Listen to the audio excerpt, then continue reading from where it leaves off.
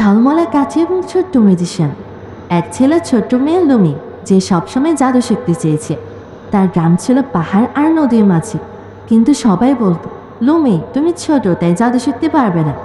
একদিন লুমি নদীর তীরে খেলছিল।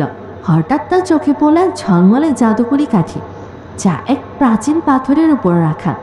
কাঠিটা স্পর্শ করার সঙ্গে সঙ্গে হালকা আলো ছড়িয়ে পড়ল, আর একটি নরম কণ্ঠ শোনা গেল, লুমি, সত্যিকারের জাদু আসে সাহস আর দয়ালুতা থেকে। যদি তুমি সত্যি মন দিয়ে চেষ্টা করো, এই কাজে তোমার বন্ধু হবে। লুমি অবাক হয়ে বলল, আমি চাই সবাইকে সাহায্য করতে, আমি জাদু শিখব। কাঠি লাফ দিয়ে লুমির হাত ধরলো, আর হঠাৎ সে দেখতে পেল নদীর জল নাচতে লাগলো, ফুলগুলো নরম আলোয় ঝলমল করতে লাগলো। লুমি হাসল, কারণ বুঝলো সাহস আর ভালোবাসা থাকলেই জাদু সত্যি হয়। পরের দিন গ্রামে দেখা গেল ছোট ছোট প্রাণীরা ঝলমল করে লুমির দিকে তাকাচ্ছে। কেউ কেউ বলল, লুমি শুধু জাদু শিখেনি, সে আমাদের জীবনে আনন্দ ফিরিয়ে এনেছে।